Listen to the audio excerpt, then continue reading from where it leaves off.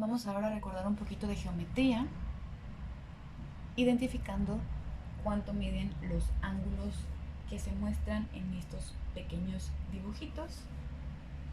Ya sabemos que del primer cuadrante de eje a eje tenemos exactamente, así es, 90 grados. Eso se llama un ángulo recto.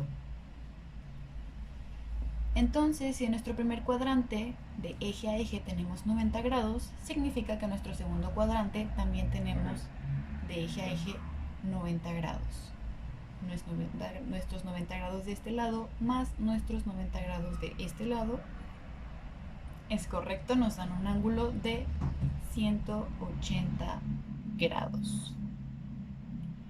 Ahora, para nuestra tercera imagen, de nuevo vamos a multiplicar nuestro 90 o a sumar nuestro 90 las veces que estemos atravesando los cuadrantes. Aquí tenemos 3. Así es, tenemos un ángulo total de 270 grados. Recuerda también que entonces si lo midiéramos desde este lado, esto podría ser un ángulo de menos 90 grados. Estamos yendo de manera negativa.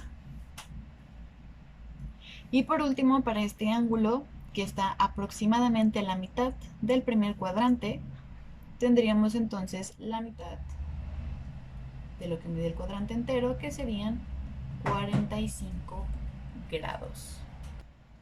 Vamos a continuar con un poco de geometría, a identificar algunas definiciones y aprender algunas reglas para poder calcular ángulos de manera sencilla. Ya sabemos entonces, y si no, vamos a recordarlo, que un ángulo es una fracción de un círculo completo.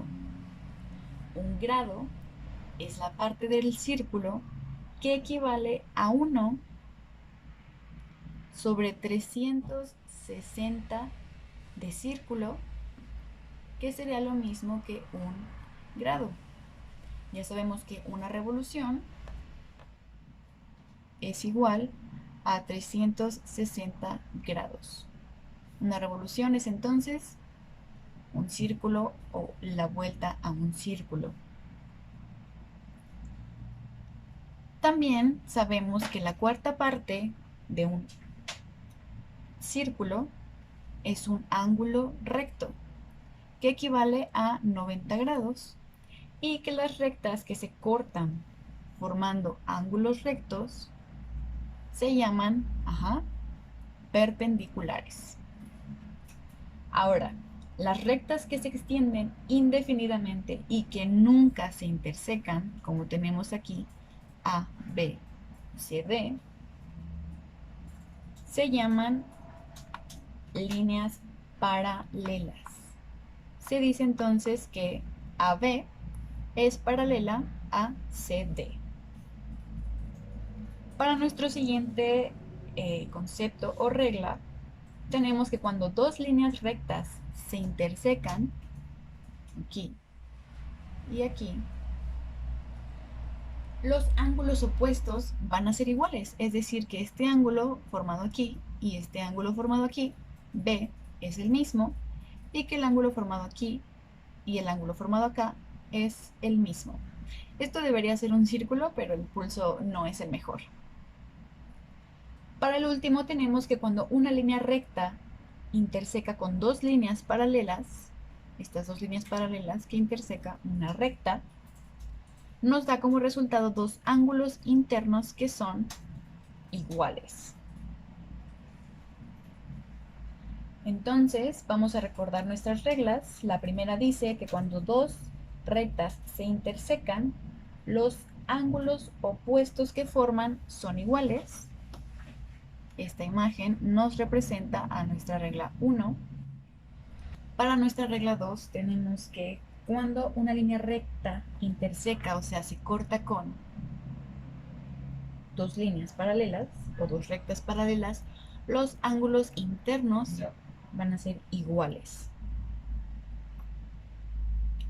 Hay algo que podemos identificar en estos cortes que hacemos, Y es que podemos encontrar triángulos. Vamos a entrar entonces a nuestra regla 3, que dice lo siguiente. Para nuestra regla 3 tenemos que en cualquier tipo de triángulo, la suma de los ángulos internos es igual a 180 grados. Por lo tanto, nuestro corolario, que sabemos que corolario es una consecuencia lógica de algo demostrado anteriormente, si decimos que cualquier triángulo tiene como sumatoria integral de sus ángulos 180 grados, si tenemos un ángulo de 90 recto en un triángulo rectángulo, entonces podemos asumir que la suma de sus dos ángulos opuesto y adyacente es igual a 90 grados. Vamos a tratar de identificar las reglas que obtuvimos de nuestra geometría en la siguiente imagen. Tenemos dos líneas paralelas que se intersecan o se cortan con una línea recta. La regla nos dice entonces que los ángulos internos van a ser iguales. Y la regla 2 nos dice, y la regla 1 nos dice que cuando dos rectas se intersecan, los ángulos opuestos que forman son iguales. Podemos decir entonces que si esta línea está cortando a esta otra línea, entonces este ángulo y este otro son iguales, ambos de 60 grados. Volvemos a nuestra regla 2 y podemos entonces asumir que cuando esta recta está intersecando a estas dos líneas paralelas, los ángulos internos van a ser iguales. Tenemos entonces que B también es de 60 grados y entonces C también mide 60 grados. A partir de este ejemplo, entonces también podemos observar que los ángulos externos